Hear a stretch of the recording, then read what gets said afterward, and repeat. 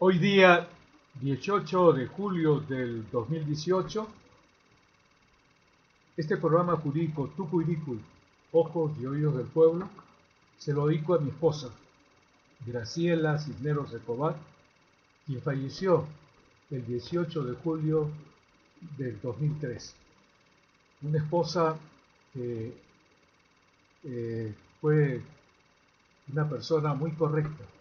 Tuvimos problemas porque ella tenía su genio y yo también, pero deploro horriblemente esto porque creo que el cáncer que la afectó no hubiera sucedido si, bueno, son cosas de la vida, pero ella una persona, un referente moral para mí, para mis hijos y para toda la familia y todos los que la conocieron como profesora de segunda enseñanza en historia y geografía. Soy el abogado César Javier Ojeda Cifuentes, con más de 43 años de servicio profesional, y aumento mi versación en mi profesión a leer y recortar del Diario Oficial del Peruano desde 1968 hasta hoy día las leyes, las sentencias más importantes de la Corte Suprema y del Tribunal Constitucional. Para que me conozcan ustedes, he sido despedido de varias empresas por defender la justicia y lo sigo haciendo hasta ahora. Por ello, en esta lucha contra la injusticia en el Perú, es que inicié el 25 de noviembre de 1995 mi programa jurídico Tucuiricuy, Ojos y Oídos del Pueblo en Radio Cadena. Pero ante la censura, por lo que digo, contra presidentes del Perú corruptos, sus ministros, jueces, fiscales, miembros del Tribunal Constitucional, del Consejo Nacional de la Magistratura, del Jurado Nacional de Elecciones, policías, es que ahora mi programa jurídico Tucuiricuy, Ojos y Oídos del Pueblo, solo es emitido en YouTube. Casi la mayoría de los medios de comunicación social lo que hacen es ser cómplices de la gran corrupción que hay en el Perú, en presidente del Perú, con hechos delincuenciales en sus ministros, en jueces, fiscales, miembros del Tribunal Constitucional, del Consejo Nacional de la Magistratura, del Jurado Nacional de Elecciones y policías. Por ejemplo, cuando le preguntan a Alan Ludwig Gabriel García Pérez, ¿usted qué opina sobre la corrupción? O a Keiko Sofía Fujimori Gucci, ¿cuál es su parecer sobre las coimas del caso Lavajato? Estas interrogantes son semejantes a preguntarle a Hitler cuál es su opinión sobre la muerte de los judíos en su gobierno. Esta falta de moral en estos medios de comunicación social, en radios, periódicos, en la televisión, se comprueba también cuando entrevistan y no tienen en cuenta que Luz Filomena Salgado Rubianes recibió $20,000 de Vladimiro Montesinos Torres. Y además, Luz Filomena Salgado Rubianes recibió con otros 129 fujimoristas cientos de millones de dólares que se gastaron en la campaña electoral del 2000 para que saliera elegido Alberto Fujimori, presidente del Perú. Todo este dinero que se gastó provenía del dinero presupuestado en el Servicio de Inteligencia Nacional, dinero que recauda el Estado del Perú, especialmente del impuesto general a las ventas que pagamos todos los peruanos o peruanos, desde los más pobres o todos los que trabajamos en el Perú, que cuando compramos, por ejemplo, cada uno de nosotros un paquete de galletas de un sol, 18% del impuesto general a las ventas, o sea, 18 centavos, por ejemplo, es para pagar el sueldo a los funcionarios y servidores públicos. Por ejemplo, el año 2017, por todas las compras o pago de servicios que realizamos todos los peruanos y peruanas en el Perú, desde los más pobres o todos los que trabajamos en el Perú, el Estado del Perú recaudó más de 100.000 millones de soles, dinero que sirve para pagarle el sueldo a esta congresista fujimorista Luz Filomena Salgado, a Héctor Virgilio Becerril Rodríguez, al congresista aprista Claude Maurice Mulder Bedoya, a todos los miembros del Consejo Nacional de la Magistratura, a los jueces supremos como Duverlí, Apolinar Rodríguez Tineo, Francisco Artemio Tábara Córdoba, quienes han violado la Constitución y la ley, pero en el siguiente programa voy a hablar de manera detallada la manera como estos dos, incluyendo al presidente del Poder Judicial, Duverlí Apolinar Rodríguez Tineo, y Francisco Artemio Tábara, para que se acuerden, fue el que permitió que, violando la ley electoral que determinaba que si las donaciones o aquello que beneficiaba, ellos hubieran gastado más de 19.80 céntimos, lo cual en el caso de Alan Rubio y Gabriel García Pérez, Pedro Pablo Kuczynski Godard o Keiko Fujimori Iguchi, en exceso se dieron. Y sin embargo, ellos pudieron postular y ahí ganó Pedro Pablo Kuczynski Godard. Salvo el diario La República, Hildebrand en sus 13, Gustavo Gorriti, Rosana Cueva, Claudia Cisneros, en sus artículos periodísticos ayudan a la ciudadanía del Perú presentando casos de corrupción, tanto en la administración pública como en la administración de justicia. A estos hechos corruptos, yo en mi calidad de abogado, les pongo la base constitucional o legal que han violado estos funcionarios públicos o empresarios corruptos. En el caso de los audios donde se comprueba cómo jueces, congresistas, empresarios, miembros del Consejo Nacional de la Magistratura, se ponen de acuerdo para violar la Constitución, la ley, repartiéndose los cargos en el Consejo Nacional de la Magistratura, nombrando jueces y fiscales en todos los niveles, como los miembros del Consejo Nacional de la Magistratura, según los videos que se han visto en la televisión, formulan preguntas impertinentes a los postulantes para excluirlos y de esa forma poder hacer ingresar como jueces y fiscales con los cuales se ha concertado nombrar, por lo cual estos concursos de jueces y fiscales hechos durante la participación de Guido César Águila, él dice Águila, ¿no? Grado, quien inclusive por el hecho de ser dueño de la empresa Gacal, que daba cursos a abogados y abogadas para ser jueces en los concursos hechos por el Consejo Nacional de la Magistratura, tenía un gravísimo conflicto de intereses por el cual ni siquiera podría postular al cargo de miembro del Consejo Nacional de la Magistratura.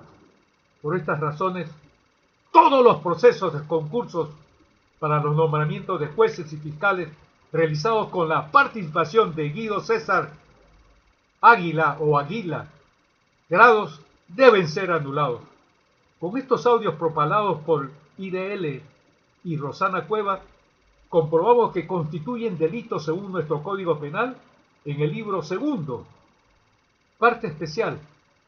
Tomen nota, bueno, en relación a los alumnos de Derecho.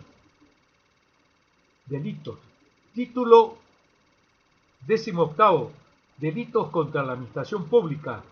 Capítulo 2, Delitos cometidos por funcionarios públicos. Por ejemplo, tráfico de influencias.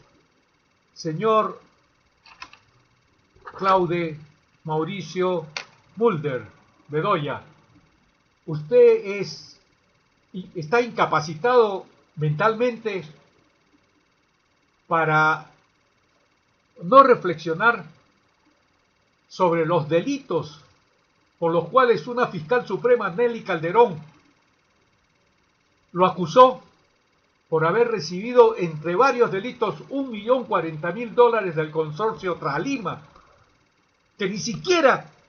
Hay dos temas que tienen que cumplir los postores: el expediente técnico y el expediente económico. Ni siquiera el expediente técnico, esta empresa italiana Tralima, por lo cual le dio $1.040.000 a Alan García.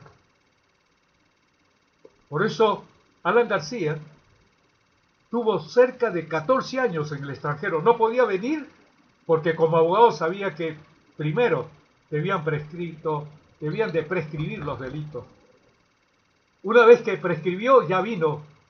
Y ahora, con el aplauso de Claude Maurice Mulder Bedoya, ¿ustedes creen que él es un incapaz como para no darse cuenta de que cuando habla Alan Rubio y Gabriel García Pérez y dice yo nunca he recibido ningún soborno?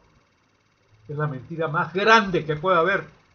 Y desde ahí ya está descalificado Mauricio Mulder Bedoya, ¿verdad? Porque él no es incapaz, es un hombre que piensa, como Emmanuel Kant, por lo tanto existe como congresista aprista, que es pagado, ¿no?, con el impuesto general a las ventas principalmente.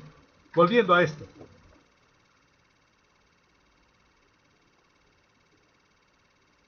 ¿Qué dice, por ejemplo, el tráfico de influencias previsto en el artículo 400 del Código Penal? Tráfico de influencias: el que invocando o teniendo influencias reales o simuladas recibe, hace dar o prometer para sí o para un tercero donativo o promesa o cualquier otra ventaja o beneficio con el ofrecimiento de interceder ante un funcionario o servidor público que ha de conocer, esté conociendo o haya conocido un caso judicial o administrativo, será reprimido don Mauricio Mulder Bedoya con pena privativa de libertad no menor de 4 ni mayor de 6 años, inhabilitación según corresponda, conforme a los incisos 2, 3, 4 y 8 del artículo 36, y con 180 a 365 días multa. Si el agente es un funcionario o servidor público, será reprimido con pena privativa de libertad no menor de 4 ni mayor de 8 años, inhabilitación según corresponda, conforme a los incisos 1, 2 y 8 del artículo 36, y con 365 a 730 días multa. Por estos audios, donde se escucha la concertación de encuentros entre miembros del Consejo Nacional de la Magistratura, de empresarios, de jueces, congresistas y fiscales, como es el caso del fiscal supremo aprista Víctor Raúl Rodríguez Montesa, que en el caso de él, ahora se entiende por qué exigía, al igual que Alan Rubio, Gabriel García Pérez, Keiko Sofía Fujimori Gucci y los congresistas fujimoristas de Fuerza Popular, Luz Filomena Salgado Rubianes y Héctor Virgilio Becerril Rodríguez, que los periodistas Gustavo Gorriti y Roxana Cueva indicaran quién y cuándo les proporcionaron los audios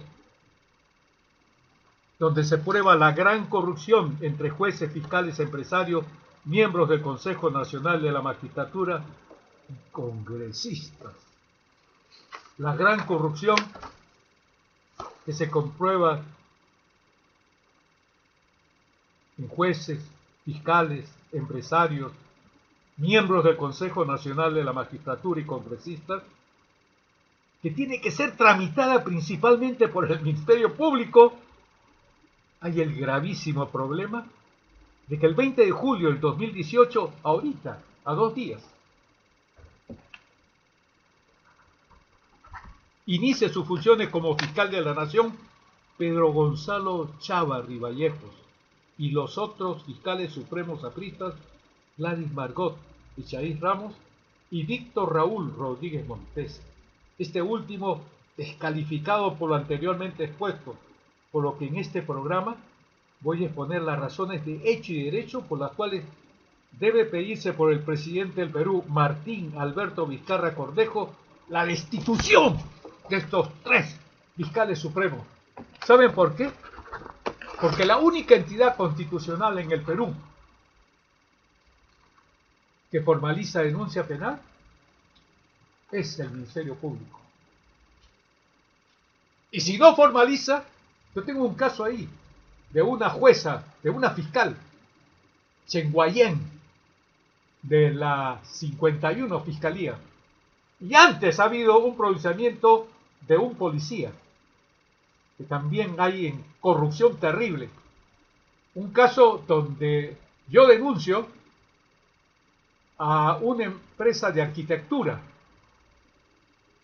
donde el denunciado se presenta como arquitecto y el Colegio Nacional de Arquitectos del Perú ha dicho que él no es arquitecto. La empresa defraudó, esta empresa de arquitectura defraudó en cerca de 200.000 soles más o menos a una empresa con trabajos de arquitectura, que cuando le dijeron, oiga, sus trabajos están mal hechos, pues ni hablar. Al final, nunca contestó. Se le ha iniciado una acción penal que lo tuvo un año esta fiscal Chen Guayén de la 51 Fiscalía. Yo voy a interponer una denuncia. ¿Y saben quién era el fiscal supremo a cargo de la Oficina de Control Interno del Ministerio Público? Víctor Raúl Rodríguez Montesa. Y el anterior, Pedro Gonzalo Chávarri Vallejos. Por eso, no nos extrañemos que la opinión pública diga, pero ¿quién hay para defender la ley en el Ministerio Público? O sea, está acreditado que el gerente general se presentaba, inclusive en los registros públicos aparece arquitecto. La empresa funge como prestadora de servicio de arquitectura. Y inicialmente la policía pidió los dineros que se habían pagado, todo se mostró. Se demora un año y ha dicho que no formaliza denuncia penal porque no se da el delito. Esta donde hay un arquitecto, que igual que Daniel Salaverry decía que era arquitecto, no era arquitecto en esa época. Esa es la administración de justicia por el Ministerio Público, que de acuerdo con el artículo 159, tiene a su cargo formalizar denuncia penal. Es importantísimo demostrar que el fiscal supremo, Pedro Gonzalo Chávarri Vallejos, quien va a ser fiscal de la Nación a partir del 20 de julio de 2018, es un funcionario que, de acuerdo con lo publicado en el semanario Hildebrand en sus 13, del 17 al 23 de junio del 2016, respecto de la tesis con la que Pedro Gonzalo Chávarri Vallejos obtuvo el grado de maestro en Derecho Penal, lo cual es plagio. Por lo que debe tenerse en cuenta en primer lugar lo que dispone el artículo 219 del Código Penal. Plagio. Será reprimido con pena privativa de libertad no menor de 4 ni mayor de 8 años y 90 a 180 días multa el que con respecto a una obra la difunda como propia, en todo o en parte, copiándola o reproduciéndola textualmente o tratando de disimular la copia mediante alteraciones, atribuyéndose o atribuyendo a otro la autoría o titularidad ajena. Y debe considerarse de otro lado lo que norma el artículo 39, numeral 5 de la Ley Orgánica del Ministerio Público. Requisitos para ser fiscal supremo. Para ser fiscal supremo se requiere, numeral 6, numeral 5, perdón, gozar de conducta intachable, públicamente reconocida. Conducta irreprochable, inmaculada. ¿Creen ustedes que un fiscal supremo puede burlarse? A mí me costó 7 años preparar mi tesis de bachiller, el impuesto de timbres y sus relaciones con el Código Tributario. Pasé un largo trabajo académico para que me dieran la tesis de bachiller.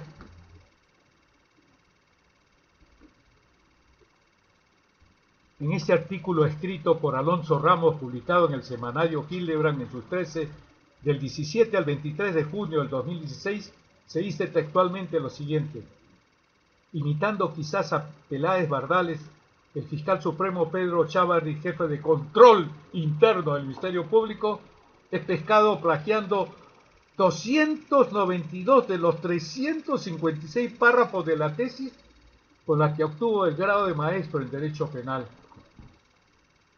Voy a hacerle llegar el texto de este programa a un profesor, creo, de mi hija, que es abogada, Mariela Rosano Ojeda Cisneros, que ha combatido terriblemente también en la corrupción, ¿verdad? Y eso me da una satisfacción terrible. Y ella, cuando hemos hablado, papá, me dice: no toman en cuenta a Samuel Abad, constitucionalista, a él, porque no quiero entregarle al presidente de la comisión Alan Baxter, porque él, como siendo ministro de Defensa del delincuencial expresidente Alan Rubio y Gabriel García Pérez, dio una resolución ministerial que, en lugar de sancionar, destituir a todos los miembros del Servicio de Inteligencia Nacional, cuando ellos comprobaron que trabajaban para el sector público, solamente dijo que ya no más se podía trabajar para el sector público. Si esto hubiera pasado en la KGB de Rusia, el FBI o la CIA de los Estados Unidos, o en China, los servicios secretos,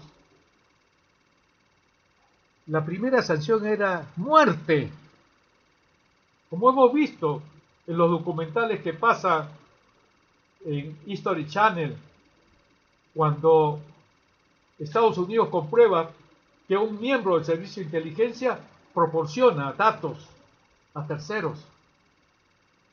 Aquí, Alan Wagner Tizón solamente se agotó en decir: a partir de la fecha queda proscrito, queda prohibido que el servicio de inteligencia, que los miembros del Servicio de Inteligencia Nacional trabajen para el sector privado.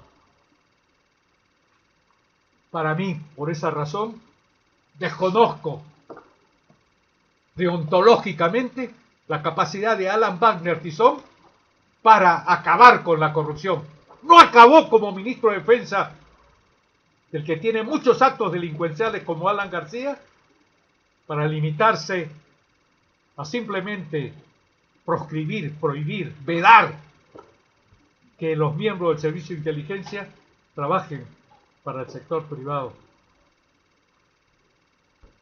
Volviendo, los fiscales supremos José Peláez Barrales y Pedro Chávarri Vallejos no solo son colegas en el Ministerio Público. Pedro Chávarri también copió y pegó textos ajenos sin citar la fuente en la tesis con la que obtuvo el título de magíster.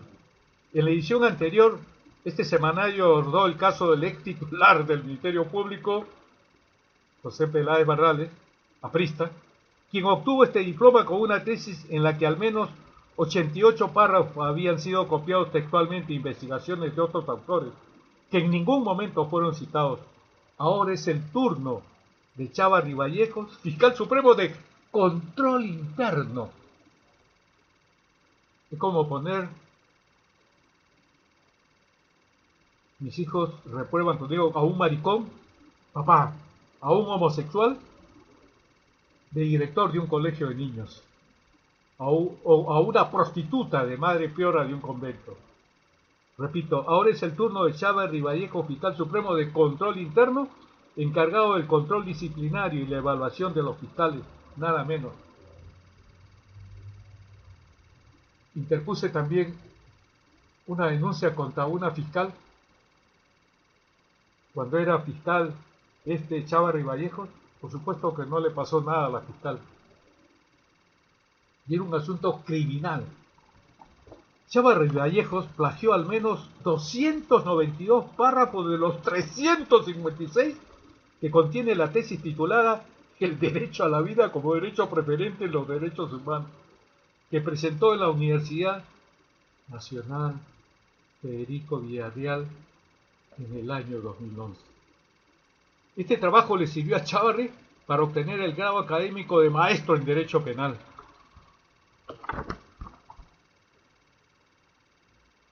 El documento se encuentra en la biblioteca de la Escuela de Posgrado de ese centro de estudios con el código DCP-M, todo en mayúscula, DP, 063. Como en el caso de Peláez Bardales, los 293 párrafos copiados por Chávarri son fácilmente rastreables en Internet.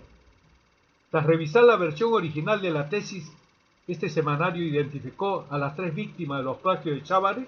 Se trata del académico chileno Rodolfo Figueroa García Huidoro, del abogado cusqueño Luis Lira Paza y del educador colombiano Rigoberto Molina Parra.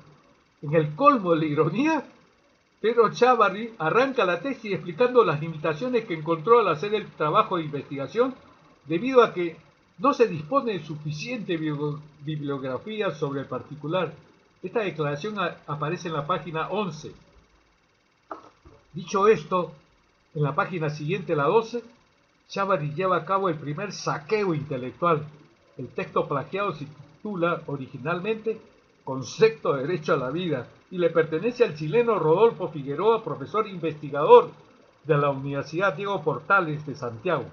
El artículo fue publicado en la revista jurídica chilena Jus et Pacis en el 2008, 3 años antes de que Chávarri presentase su tesis en sociedad, y fue colgado ese mismo año en la web de la llamada Biblioteca Electrónica Cielo-El. Tras comparar el texto original con el del fiscal supremo, podemos concluir que Chávarri copió íntegro los 171 párrafos que componen el artículo del académico chileno Rodolfo Figueroa. El plagio arranca en la página 12 de la tesis y concluye en la 65, y en ningún momento se cita la fuente original. La tesis en cuestión carece de pies de página. La tesis modelo Frankenstein del año 2011. Llama la atención que Chávarri haya copiado hasta los párrafos escritos en primera persona por Rodolfo Figueroa, haciéndolo pasar por reflexiones personales suyas. En mi opinión, el argumento de Kant de que el suicida se trata a sí mismo como un medio no hace mucho sentido. Más bien me parece que sucede lo contrario. Dice, por ejemplo, el párrafo que figura en la página 46 en la tesis de Chávarri, copiado textualmente del artículo de Figueroa. He sostenido que el derecho a la vida debemos entenderlo como el derecho a que no nos maten arbitrariamente. Esto exige analizar los casos en que se puede estimar que se mata a alguien de modo no arbitrario, es decir, justificado. Reza otro párrafo de la página 64 de la tesis, reproducido fielmente por Chávarri. El fiscal supremo graduado de abogado en la Universidad San Martín de Porres en 1900, ¿en qué Universidad San Martín de Porres? En 1979, ni siquiera se preocupó de citar las fuentes primigenias, es decir, aquellas que sí citó el chileno en su artículo. Por ejemplo, el texto de Figueroa dice, otro autor revela la misma postura. El derecho a la vida y a la integridad física de la persona son los derechos fundamentales por excelencia. En el texto original, este párrafo remite a un pie de página en donde se cita a Ángela Vivanco, profesora de Derecho Constitucional, como autora de la investigación sobre derechos humanos. Chávarri, en cambio, optó por omitir esta cita. Consultado por este semanario, el chileno Rodolfo Figueroa confirmó ser el autor original del artículo Concepto de Derecho a la Vida, aunque evitó condenar el plagio. Le enviamos la transcripción de la tesis de Chávarri y esto fue lo que respondió a través del correo electrónico. No me corresponde calificar un posible plagio, pero sí leí el texto que ustedes me enviaron y contiene coincidencia con el artículo de mi autoría. Por otra parte, en la página 67 a 99 de la tesis, Chávarri reproduce 105 párrafos del trabajo monográfico Derechos Humanos en la Legislación Peruana del abogado cusqueño experto en Derecho Constitucional Luis Lira Paza. El texto de Lira fue difundido en el 2016 y colgado en el portal de fácil acceso monografía.com y fue publicado en el blog de Lira el 7 de junio del 2009, es decir, mucho antes de que la tesis del fiscal supremo viese la luz. Para colmo, el plagio incluye algunos errores gramaticales, los que fueron escrupulosamente respetados. En primer lugar, el Perú a través de los años ha, entre paréntesis, SIC, sufrido de no tener una técnica legislativa propia o tener principios propios por ser de concepción sui generis y adaptación de otros ordenamientos jurídicos a nivel mundial. Se lee en la página 67 de la tesis, así tal cual figura en la publicación precedente de Lira. Además, Chávarri se apropia de frases de Lira escritas en primera persona. Por ejemplo, figura en la página 76 de la obra del fiscal la siguiente cita de Lira: cuando decimos que los derechos están cargados de historicidad, es porque dependen de la situación del lugar y de época, de cultura, creencias y valoraciones sociales. Y lo que es peor, Chávarri consigna en su tesis la misma bibliografía puesta por Luis Lira en su monografía. Así las cosas, este fiscal cita los textos de Alberto Flores Galindo, Enrique Bernales, Carlos Torres y Torres Lara, entre otros. Yo veré qué medidas voy a tomar, dijo con cierta molestia Luis Lira a este semanario al ser consultado sobre el plagio cometido por Chávarri. El abogado cusqueño confirmó ser el autor original del texto Derechos Humanos en la Legislación Peruana, pero no quiso decir más. La tercera víctima de Chávarri también tiene nombre propio. Se trata del educador colombiano Rigoberto Molina Parra. El 17 de febrero del 2010, Molina publicó Slide Share, una web que comparte contenido multimedia, un trabajo titulado originalmente escrito en el 2009 en la ciudad de Manizales. En total, fueron 16 los párrafos pirateados a Molina Parra, y estos aparecen entre la página 102 y la 108 de la tesis. Por ejemplo, en la página 102 se lee: en concordancia con lo anterior, vida y dignidad caminan de la mano, al punto que cualquier otro atentado contra la vida de la persona humana lo es también contra su dignidad y viceversa. La frase es idéntica a la que aparece en el artículo de Molina Parra. Según el portal de la Superintendencia Nacional de Educación Superior Universitaria, Pedro Chávarri obtuvo el diploma de magíster en Derecho Penal el 5 de marzo del 2002.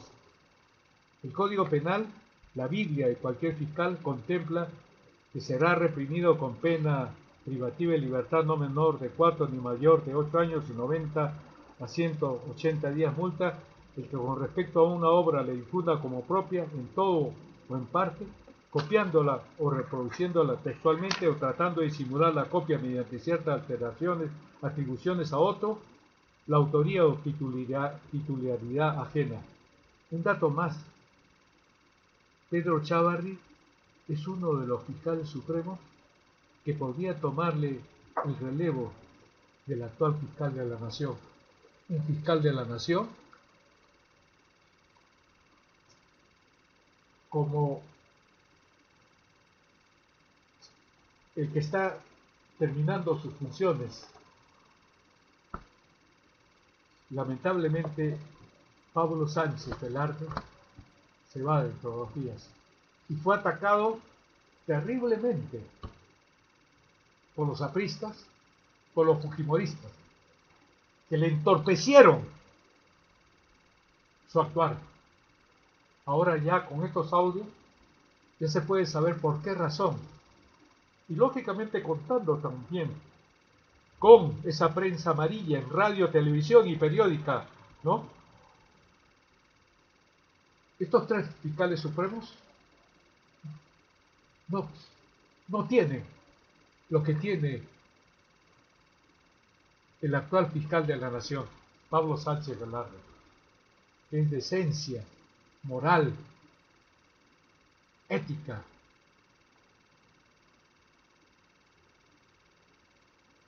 Por eso es terrible, ciudadanos peruanos y peruanas, que el día 19, y no solamente el 19, que denunciemos a estos humoristas y apristas que lo único que han hecho es enriquecerse con el puesto que tienen o con el puesto que han tenido, cargo público. Ahora voy a tratar sobre la fiscal suprema Gladys Margot Chaín Ramos,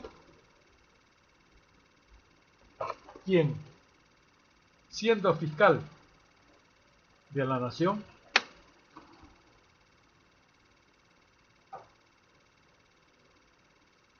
con el otro aprista, José Antonio Peláez Bardales, no cumplieron con formalizar denuncia penal por delito de peculado contra los 4 hijos del delincuente expresidente del Perú, Alberto Fujimori, Keiko, Sofía, Hiro, Sachi y Kenji Fujimori Gucci, en donde este delincuente expresidente del Perú, Alberto Fujimori, usó más de 3 millones de dinero del Estado para pagar los estudios de sus 4 hijos, quienes cometieron delito de peculado en la condición de cómplices, situación que los artículos 387 y 25 del Código Penal los comprenden por los actos que estos 4 hijos de Fujimori efectuaron para pagar sus estudios en las universidades de Norteamérica.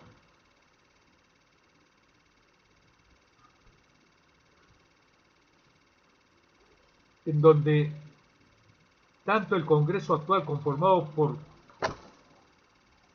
corruptos apristas y sus aliados los fujimoristas, los de Solidaridad Nacional, del PPC, del UPP, de Alianza por el Progreso, teniendo en cuenta que la postulante a presidente del Perú del año 2016, Keiko Fujimori Gucci, recibió el dinero de Vladimiro Montesinos Torres, como este delincuente le hacía recordar a Keiko Fujimori cuando le contesta a ella, lo cual sale en declaraciones de Montesinos, que este estaba aburrido por estar encarcelado, a lo cual responde Montesinos que más aburrido estaba cuando iba a dejarle el dinero para sus estudios en Boston. El delito de peculado está normado en el artículo 387 del Código Penal. El funcionario servidor público que se apropia o utiliza en cualquier forma para sí o para otro caudales o efectos cuya percepción, administración o custodia estén confiados por razón de su cargo, Vladimiro Montesinos Torres, Alberto Fujimori, será reprimido con pena privativa de la libertad no menor de 2 ni mayor de 8 años. La complicidad de los 4 hijos de Fujimori está regulada por el artículo 25 del Código Penal. El que dolosamente preste auxilio para la realización del hecho punible, sin el cual no se hubiere perpetrado, será reprimido con la pena prevista para el autor. Respecto al inicio del plazo de prescripción, el artículo 82, numeral 3 del Código Penal establece: los plazos de prescripción de la acción penal comienzan 3. En el delito continuado desde el día que terminó la actividad delictuosa. Sobre la prescripción, el artículo 80 del Código Penal manda: la acción penal prescribe en un tiempo igual al máximo de la pena fijada por la ley para el delito, si es privativa de libertad. Lo más grave es que el artículo 41, en su parte final de la Constitución Política del Estado, ordena el plazo de prescripción se duplique en caso de delitos cometidos contra el patrimonio del Estado. Hay un artículo también del Código Penal, 425, si mal no me acuerdo, donde comete delito el fiscal que no inicia la acción penal correspondiente.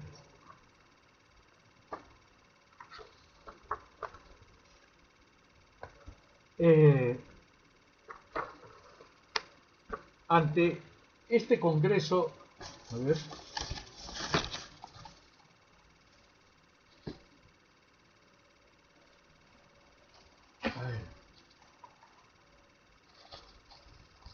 disculpen, acá dice, es el 424. El fiscal que omite ejercitar la acción penal será reprimido con pena privativa de libertad no menor de 1 ni mayor de 4 años. Acá, de acuerdo a esta norma, debe hacerse la investigación, pero no por este Congreso, por favor. Porque no solamente la fiscal de la Nación, sino todos los fiscales que intervinieron, ¿saben qué hicieron? Iniciaron una acción investigatoria por delito previsto en el artículo 401 de enriquecimiento ilícito, a sabiendas que los únicos que pueden cometer este delito eran servidores o funcionarios públicos. Es el artículo 401 del Código Penal. Y una vez que pasó una luenga y larga investigación, el Ministerio Público declaró el archivamiento de este proceso, que por peculado nunca hubieran participado en campañas electorales ni Keiko Sofía Fujimori Gucci, ni Kenji Gerardo Fujimori Iguchi. El funcionario o servidor público que ilícitamente incrementa su patrimonio respecto de sus ingresos legítimos durante el ejercicio de sus funciones y que no pueda justificar razonablemente, será reprimido con pena privativa de libertad no menor de 5 ni mayor de 10 años. Ellos, así como ahora han tratado de que Gustavo Borriti, el fiscal supremo, Víctor Raúl Rodríguez Mandela, usted nos tiene que indicar quién le dio esos audios, cuándo le dieron. Este artículo 401 solamente se refiere a servidores o funcionarios públicos. Cuando comprobaron, gracias a Dios, según ellos, no era ni Hiro, ni Sachi, ni Keiko, ni Kenji, ni servidores. Por favor, declare el archivamiento. Tenemos que acabar con estos funcionarios que no ejercen su función de acuerdo con la Constitución. Ante este Congreso del Perú actual, donde más del 50% de los congresistas fujimoristas del Partido de Fuerza Popular, con apristas, los que acabo de llamar, tienen gravísimos procedimientos de ilícitos penales, independientemente de que su lideresa Keiko Sofía Fujimori Gucci no solamente se le ha formalizado denuncia penal por delito de lavado de activos, y lo que es más grave, hay audios donde César Inostroza Pariachi, juez supremo, presidente de la segunda sala transitoria de la Corte Suprema, de la Sala Penal Transitoria de la Corte Suprema, pacta para reunirse con la señora K, de la fuerza número 1 del Perú, como le dice el interlocutor, y más aún cuando se ha sabido que la segunda Sala Penal Transitoria de la Corte Suprema, de la cual era César Inostroza Pariachi su presidente, quien en un plazo brevísimo e increíble aprobó el recurso de casación interpuesto ¿por quién? Por la señora Keiko Sofía Fujimori Gucci y su esposo Mar Vito, en relación con las investigaciones de lavado de activos por lo recaudado por Fuerza Popular en varios cócteles y aportes de la ONG L de Chica F Liberty Institute. Por esta situación de gravísima corrupción del Congreso del Perú, con una mayoría de los congresistas fujimoristas de Fuerza Popular, a los que se une el APRA, el presidente del Perú, Martín Alberto Vizcarra Cornejo, de conformidad con el artículo 118, numeral 6 de la Constitución Política del Perú, corresponde al presidente de la República, numeral 6, convocar al Congreso a legislatura extraordinaria y firmar, en ese caso, el decreto de convocatoria. En esta legislatura ordinaria, que se tiene que llevar a cabo, debe pedirle al Congreso del Perú, el presidente del Perú, Martín Alberto Vizcarra Cornejo, también como cuestión de confianza, para arrancar a los corruptos de los puestos públicos en que se encuentran, la destitución de los 3 fiscales supremos, Pedro Gonzalo Chávarri Vallejo, Gladys Margot Echaíz Ramos y Víctor Raúl Rodríguez Montesa. A continuación de este programa se reproducen 2 videos donde el asesor del delincuente expresidente del Perú, Alberto Fujimori, Vladimiro Montesinos Torres, en el primero manifiesta que no es verdad que con el dinero de la venta de la casa de Alberto Fujimori se pagaron los estudios de los 4 hijos de Fujimori, Keiko Sofía, Hiro, Sachi, Kenji Fujimori, en las universidades de Norteamérica con dinero del Estado, presupuestado en los servicios de inteligencia. Y en el segundo video declara Vladimiro Montesinos Torres ante el Congreso de la República del Perú que le dio $20.000 a Luz Filomena Salgado Rubianes, hoy congresista fujimorista de Fuerza Popular, y además pagó toda la campaña electoral de los 130 fujimoristas que postularon al cargo de congresista para el año 2000, con dinero proveniente del impuesto general a las ventas, que desde los peruanos a las peruanas más pobres, hasta todos los peruanos y peruanas que trabajamos, que cuando pagamos por cualquier bien o servicio en el Perú, abonamos 18% del impuesto general a las ventas para pagar a estos corruptos. Hasta el próximo programa, señoras, señores y jóvenes en general.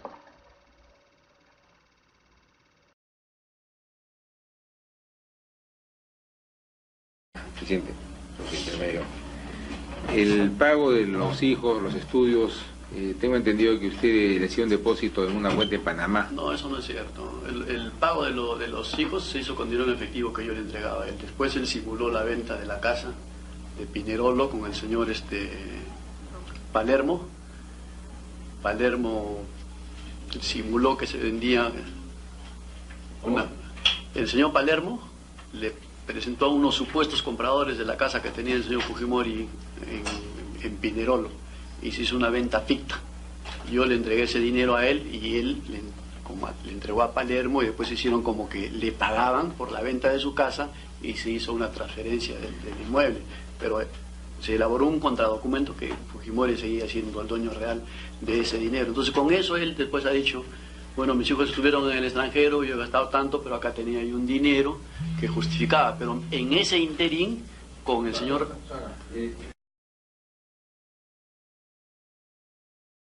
Presidente, intermedio.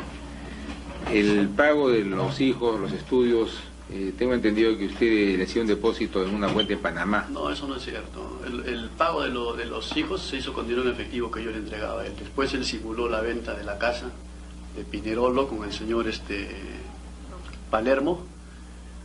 Palermo simuló que se vendía el señor Palermo le presentó a unos supuestos compradores de la casa que tenía el señor Fujimori en Pinerolo y se hizo una venta ficta. Yo le entregué ese dinero a él y él le entregó a Palermo y después hicieron como que le pagaban por la venta de su casa y se hizo una transferencia del inmueble. Pero se elaboró un contradocumento que Fujimori seguía siendo el dueño real de ese dinero. Entonces con eso él después ha dicho, bueno, mis hijos estuvieron en el extranjero, yo he gastado tanto, pero acá tenía yo un dinero que justificaba. Pero en ese interín, con el señor...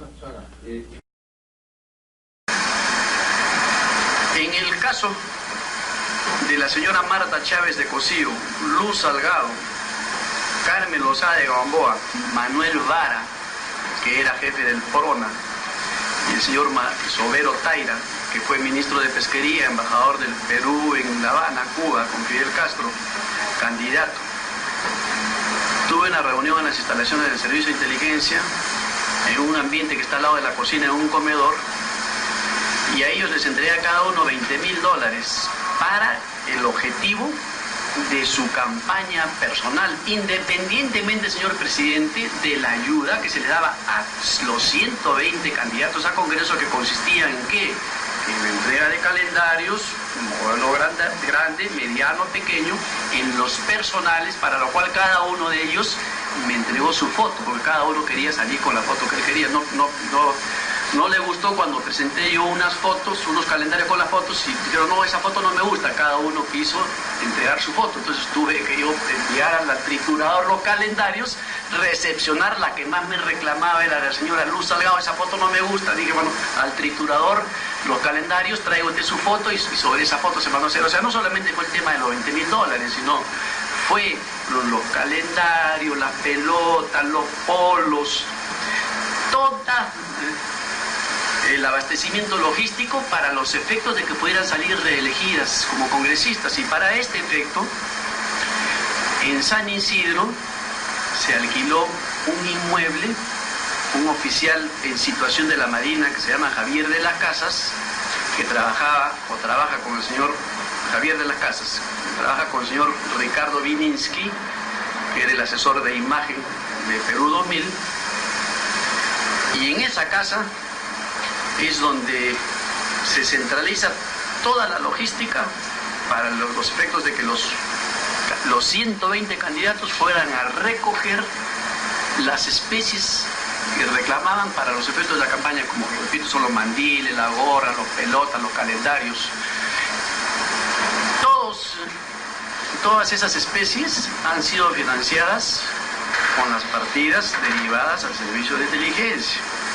O sea, ellos sabían al conocimiento que el Servicio de Inteligencia, con sus fondos que provenían de los Ministerios de Defensa, del Interior, les estaba financiando su campaña política, con el conocimiento y la autorización del presidente Fujimori, porque yo no podía tomarme la libertad de mandar a hacer los calendarios para la señora Luz Salgado, primera, en ese momento no era vicepresidenta, pero miembro connotada de Cambio 90, sin conocimiento del presidente. Obviamente el presidente Ecuador sabía al detalle todos los pasos que se iban dando en este escenario con un objetivo político. O sea, el objetivo político era la reelección dentro de este contexto que yo he explicado, y obviamente dentro de ese contexto, pues como yo hablé en una oportunidad, se tiene que saltar de la frontera porosa de la legalidad y se entra a la ilegalidad, y se rompen las normas.